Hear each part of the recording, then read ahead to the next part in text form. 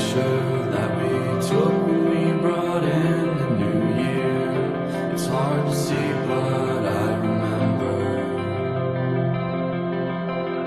You wore a cocktail dress, ignored the goosebumps on your neck, the namesake of your outfit to keep you